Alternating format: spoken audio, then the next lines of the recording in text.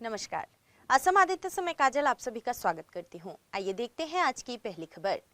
हर साल 25 सितंबर को दुनिया भर में वर्ल्ड फार्मासिस्ट डे मनाया जाता है।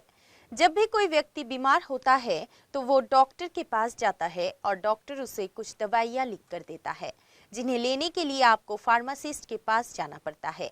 इन्हीं फार्मेसियों पर ध्यान आकर्षित करने के उद्देश्य से इस दिन को मनाने की शुरुआत की गई। इस दिन को मनाने की शुरुआत अंतर्राष्ट्रीय फार्मास्यूटिकल फेडरेशन FIP के द्वारा इस्तांबुल, तुर्की में की गई थी। आज विश्व फार्मासिस्ट दिवस है। हम स्वास्थ्य देखभाल क्षेत्र के बारे में बात करते हैं तो इस क्षेत्र में वे सभी लोग शामिल होते हैं जो किसी न किसी रूप से हमारे स्वास्थ्य के लिए काम करते हैं। उसी तरह फार्मासिस्ट हैं जो हमारे स्वास्थ्य का ख्याल रखते हैं। आपके घर के आसपास कोई न कोई एक फार्मेसी जरूर होगी जिस पर आप पूरा भरोसा करते होंगे। कई बार ऐसी स्थिति उत्पन्न हो जाती है कि आप डॉक्टर के पास नहीं जा पाते हैं, लेकिन अपने नजदीकी फार्मेसी से कोई बेसिक इलाज की दवा जरूर लेकर आते हैं ताकि आपको उस एक बार के लिए राहत मिल सके। उनके इसी योगदान की सराहना करने के लिए विश्व फार्मासिस्ट दिवस मनाया जाता है। दुनिया भर में हर साल 25 सितंबर को फार्मासिस्ट दिवस के रूप में मनाया जाता है। जब लोग इस दिन के बारे में सुनते हैं तो उनका पहला सवाल होता है कि ये दिन क्यों मनाया जाता है और 25 सितंबर को ही क्यों मनाया जाता है। इन सभी सवालों का जवाब हम आपको बताने जा रहे हैं। हर साल इस दिन को एक थीम के साथ आयोजित किया जाता है और इस साल वर्ल्ड फार्मासिस्ट डे 2022 की theme pharmacist United in action for a healthy world के रूप में तय की गई है। विश्व फार्मासिस्ट दिवस का इतिहास और इसका महत्व जानने से पहले आपको ये जानना जरूरी है कि इंटरनेशनल फार्मास्यूटिकल फेडरेशन यानी कि FIP क्या है। इंटरनेशनल फार्मास्यूटिकल फेडरेशन की स्थापना 25 सितंबर 1912 को हुई थी। इस फेडरेशन का आधिकारिक संबंध विश्व स्वास्थ्य संगठन WHO के साथ है। FIP का मुख्यालय द हेग, नीदरलैंड्स में है और इसका आदर्श वाक्य दुनिया भर में फार्मेसी को आगे बढ़ाना है। FIP की शुरुआत 19वीं शताब्दी में आयोजित अंतर्राष्ट्रीय फार्मास्यूटिकल कांग्रेस की एक श्रृंखला के साथ हुई थी। 1910 में 10वीं अंतर्राष्ट्रीय फार्मास्यूटिकल कांग्रेस ने अंतर्राष्ट्रीय फार्मास्यूटिकल फेडरेशन की स्थापना का संकल्प लिया था। इसके पहले अध्यक्ष इटली के प्रोफेसर डॉक्टर लियोपोल्ड लीडेन विश्वविद्यालय में प्रोफेसर थे और पहले महासचिव का पद हैग में फार्मासिस्ट डॉक्टर JJ हॉफमैन को दिया गया था। वही इस दिन का उद्देश्य फार्मेसियों का ध्यान आकर्षित करना है। इस महासंघ में 127 सदस्य संगठन है। ये महासंघ लगभग 3 मिलियन डॉक्टरों और वैज्ञानिकों का प्रतिनिधित्व करता है। संस्थान का मिशन दुनिया भर में उचित लागत, प्रभावी गुणवत्ता वाली दवाओं की बेहतर खोज, पहुंच, विकास और सुरक्षित उपयोग को सक्षम करने के लिए फार्मेसी अभ्यास और विज्ञान को आगे बढ़ाकर वैश्विक स्वास्थ्य में सुधार करने में योगदान देना है। News desk report, Assam Aditya. अब बढ़ते हैं अगली खबर की ओर। आर्थिक संकट से जूझ रहे पाकिस्तान में बारिश दोहरी मार बन रही है। विनाशकारी बाढ़ से अब हालात और खराब होते नजर आ रहे हैं। अब तक बाढ़ से 1600 से ज्यादा लोगों की मौत हो चुकी है। लोगों में जल जनित बीमारियों का खतरा बढ़ गया है। पानी की आपूर्ति बाधित है। बाढ़ के कारण देश को 40 अरब डॉलर से ज्यादा का आर्थिक नुकसान हो सकता है। एक रिपोर्ट में ये अनुमान लगाया गया है। आर्थिक समस्या से जूझ रहे पाकिस्तान को मॉनसून की बारिश से दोहरी मार पड़ी है। इस भारी बारिश से पाकिस्तान के एक बड़े हिस्से को बाढ़ की स्थिति पैदा करती है। इस विनाशकारी बाढ़ से पाकिस्तान की हालत और खराब होते दिख रही है। मीडिया रिपोर्ट्स के मुताबिक अब तक बाढ़ से 1600 से ज्यादा लोगों की मौत हो चुकी है। लोगों में जल जनित बीमारियों का खतरा बढ़ गया है। पानी की आपूर्ति बाधित है।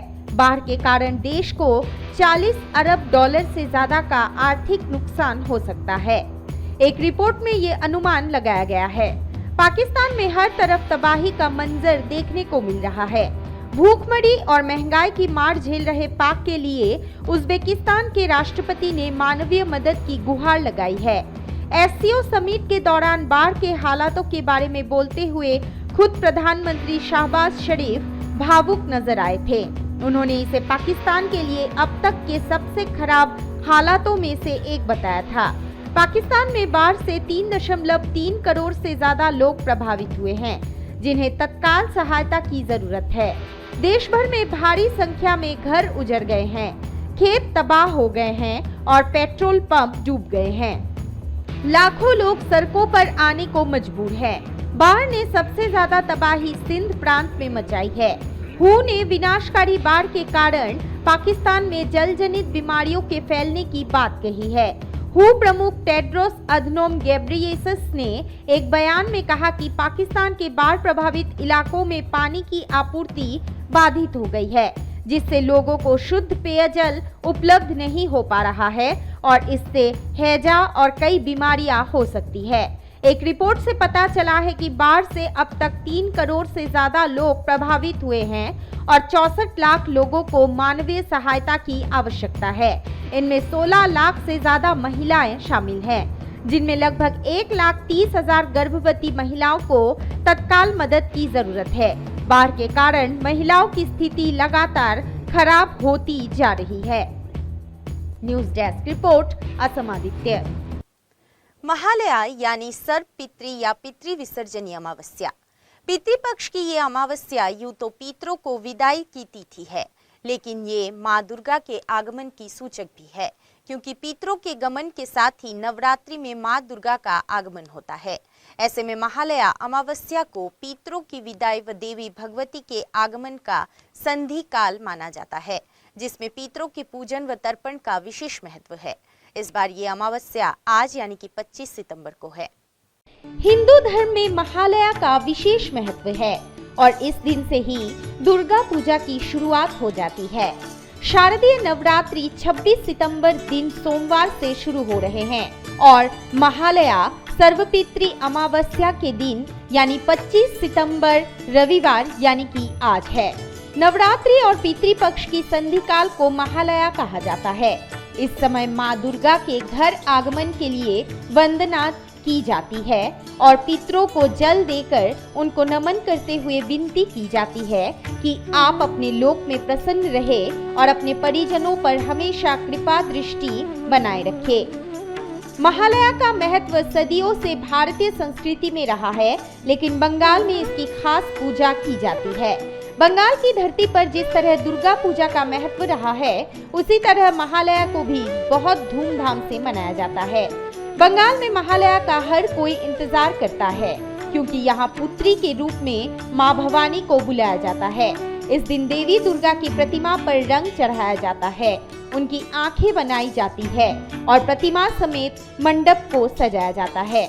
माँ दुर्गा की मूर्ति बनाने वाले कारीगर अपना कार्य पहले से ही शुरू कर लेते हैं, लेकिन महालया के दिन मूर्ति को अंतिम रूप दिया जाता है। महालया के दिन पितृपक्ष समाप्त होते हैं और इसी दिन से देवी पक्ष की शुरुआत हो जाती है। पितृपक्ष की तरह ही देवी पक्ष भी 15 दिन का होता है, जिसमें से 10 दिन नवरात्रि के होते हैं और 15वें दिन लक्ष्मी पूजा के साथ देवी पक्ष समाप्त हो जाता है, अर्थात शरद पूर्णिमा के साथ देवी पक्ष समाप्त होता है। वैसे तो महालया बंगालियों का पर्व है, लेकिन इसे देश भर में मनाया जाता है। बताया जाता है कि महिषासुर नामक राक्षस का अंत करने के लिए महालया के दिन ही देवी देवताओं ने माँ दुर्गा का आह्वान किया था। महालया अमावस्या की सुबह को पितर पृथ्वी लोक से विदाई लेते हैं और शाम के समय माँ दुर्गा अपने योगिनिया और पुत्र गणेश व कार्तिकेय के साथ पृथ्वी पर पधारते हैं। इसके बाद 9 दिन घर घर में रहकर अपनी कृपा भक्तों पर बनाए रखती है। बंगाल में दुर्गा पूजा का इंतजार रहता है और इस दिन देवी दुर्गा की कहानियों को बच्चों को सुनाया जाता है। महालया पितृपक्ष का आखिरी दिन होता है। इस तिथि को सर्वपितृ अमावस्या भी कहा जाता है। इस दिन भूले बिछड़े पितरों का श्राद्ध किया जाता है और पितरों को तर्पण करते उनको विदा किया जाता है। साथ ही महालया अमावस्या के दिन पितरों से प्रार्थना की जाती है कि हमसे जो गलतियां हुई है उसके लिए माफ कर दे और अपनी कृपा हमेशा बनाए रखे। वहीं शाम के समय मां दुर्गा की पृथ्वी लोक पर आने के लिए प्रार्थना की जाती है। महालया के दिन ही मां अपना पहला कदम पृथ्वी पर रखती है। मान्यता है कि इस अवधि में कोई भी शुरू किया गया कार्य हमेशा फलदायी माना जाता है। News desk report, Assam Aditya. Tesla के सीईओ एलन मस्क ने देश में व्यापक विरोध के बीच ईरान में अपनी उपग्रह आधारित स्टारलिंक सेवा तैनात की है, जिसके बाद अधिकारियों ने इंटरनेट का उपयोग प्रतिबंधित कर दिया है। रिपोर्टों के अनुसार 22 वर्षीय महिला महसा अमीनी की पुलिस हिरासत में मौत पर व्यापक विरोध के बीच ईरानी सरकार ने बुधवार को अपने कई नागरिकों के लिए इंटरनेट का उपयोग बंद कर दिया था। ईरान में हिजाब विरोध प्रदर्शन लगातार जारी है। हिजाब विरोधी प्रदर्शन में कई लोगों की जानें भी जा चुकी है। सैकड़ों लोग घायल हैं, लेकिन सरकार और प्रदर्शनकारी टस से मस नहीं हो रहे हैं। बढ़ते विरोध प्रदर्शन को देखते हुए ईरानी सरकार ने कई जगहों पर इंटरनेट बंद कर दिया है। जहां इंटरनेट बंद नहीं किया गया है, वहां पर इसकी स्पीड स्लो कर दी गई है। वहीं ईरानी सरकार के इस कदम के बाद टेस्ला के सीईओ एलन मस्क ने अपनी सैटेलाइट इंटरनेट सर्विस स्टारलिंक को ईरान के लिए खोलने का ऐलान किया है। मस्क का ये कदम ईरान में हिजाब का विरोध कर रही महिलाओं के लिए फायदेमंद साबित हो सकता है। अमेरिका की बाइडेन सरकार ने मस्क को ईरान के लिए सैटेलाइट सर्विस खोलने के लिए आधिकारिक मंजूरी दे दी है। ईरान की सरकार ने तेहरान सहित देश की 20 प्रमुख यूनिवर्सिटी को बंद कर ऑनलाइन कक्षाएं चलाने का ऐलान किया है। विद्यार्थियों को बिना इंटरनेट क्लासेस लेने में समस्याएं आ रही हैं। ईरान में शुक्रवार से ही 2 साल के बाद नया एकेडमिक साल शुरू हुआ है। सरकार ने अब तक लगभग 5000 से ज्यादा हिजाब विरोधी प्रदर्शनकारियों को गिरफ्तार किया है। महसा अमीनी को हिजाब सही तरीके से नहीं पहनने को लेकर 13 सितंबर को हिरासत में लिया गया था। पुलिस हिरासत में 3 दिनों बाद उसकी मौत हो गई। अधिकारियों ने उनकी मौत की वजह दिल का दौरा पड़ना बताया था। इसके बाद जनाक्रोश पैदा हो गया। अमीनी को 17 सितंबर को दफन किए जाने के बाद प्रदर्शन शुरू हुए और ये दर्जनों शहरों में फैल गए हैं। समाचार एजेंसी एसोसिएटेड प्रेस के अनुसार कम से कम 11 लोग मारे गए हैं। धीरे धीरे ये मामला संयुक्त राष्ट्र तक पहुंच गया है। खास बात यह है कि अमेरिका भी ईरानी महिलाओं के पक्ष में आ गया है। मानवाधिकार संगठन भी ईरान सरकार की इस मामले में निंदा कर रहे हैं। News desk report, Assam Aditya. आज के लिए बस इतना ही। देखते रहिए असम आदित्य। नमस्कार।